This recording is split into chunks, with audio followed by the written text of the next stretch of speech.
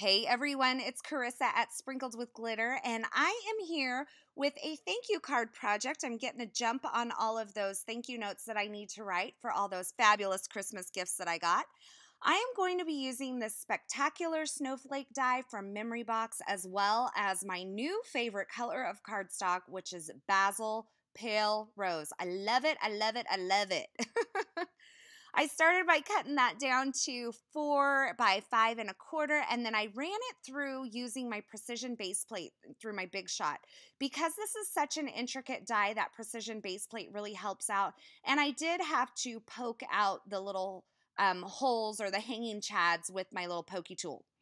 So I should have totally done this before I die cut, but I didn't think of it.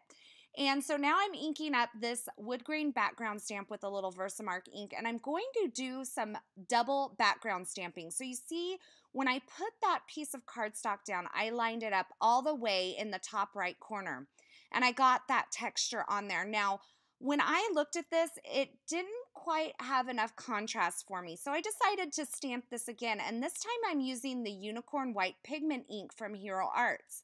But when I put the cardstock onto the background stamp, I shifted it over and down about 1/4 of an inch, and you can see the beautiful texture I have on that panel now. And with the two colors of ink, I get kind of a shadow effect, and it adds a whole lot more texture to this card front. So now that I have that all stamped, I'm going to add some foam adhesive to the back, and don't forget the center because we don't want any saggy centers. And then I'm going to cut a few more pieces. I am using this banner die. It is from the Mama Elephant Tags a Lot die set, and I'm cutting some Avery Elle Neutrals cardstock. I'm also using this thank you word die. This is a Heidi Swap word die. I adore her handwriting. I would give anything, almost anything, to write like she does. It ain't gonna happen though. So I'm just using that die to cut some gold glitter cardstock, which I guess is the next best thing to writing just like her. So now I am just kind of getting an idea of how I want things positioned, and then I decided I needed a couple more snowflakes on the front of this card. And I decided I wanted them to have kind of a shimmery effect. So I'm using this Essentials by Ellen Vellum and my Zig Wink of Stella clear glitter brush pen, and I'm just scribbling all over it so I get that shimmer all over the vellum. And then I'm going to use the Shimmering Snowflakes dies. These are also from Memory Box to cut a few different snowflakes. I'm using the multi-medium and the matte finish, and I've just put it around the center of the snowflake so that the edges can kind of pop up, and I've adhered that down to the card front. And now I'm just using a little tape runner adhesive to layer up these banners. Now, I actually did this same banner layering on a tag that I created for the Ellen Hetson Classroom blog. And I also was inspired by a card that I created for that same blog as well. And I will link those videos and blog posts over at my blog. So once I got my banners all layered up, I'm going to attach the sentiment, once again just using that multi-medium and the matte finish.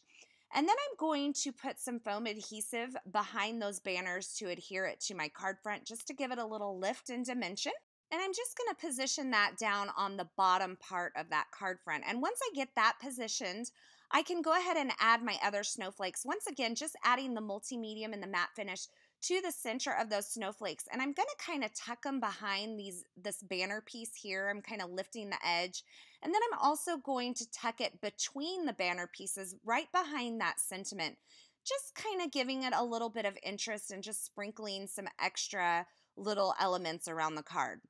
Now, I decided when I went to layer this up that I would really like a piece of vellum behind this kind of window that snowflake created. So I'm using the large stitched rectangle die from Lawn Fawn, and I'm cutting a piece of vellum. And then I'm using a piece of white linen cardstock for my card base. It's cut to 4 1/4 by 11, and I scored it at 5 1/2. And I used my Teflon bone folder to get a nice good crease. And I'll attach that vellum on just using a little tape runner adhesive towards the center where it's not going to show. And to give it a little more interest, I just kind of roughed up the edges with my fingers there and kind of bent it up. Once I got that adhered, I could go ahead and remove the backer from the foam adhesive on my card front, and I just positioned that onto the center of that card base. And to add a little bit more sparkle, I am using my favorite Pretty Pink Posh Sparkling Clear sequins and just attaching those with the Ranger Multi-Medium. And to finish the card off, I thought it needed one final touch. And so I'm just going over that gold glitter sentiment with some glossy accents. And this precision tip by Quilled Creation makes that really easy to do. And you can see that there, it's not dried, so it looks a little bit milky, but when it dries, it creates so much dimension over that gold glitter and it almost magnifies the gold glitter. And I just love the effect that it creates. So as always, I will have links to all the products used in this project in the description at YouTube, as well as over at my blog at sprinkledwithglitter.com, where you can see more still shots and find more information. I will also link to the 2 projects that I mentioned that inspired this particular project. Thanks for stopping by. I hope you enjoyed this video, and until next time, I hope you have a fabulous day.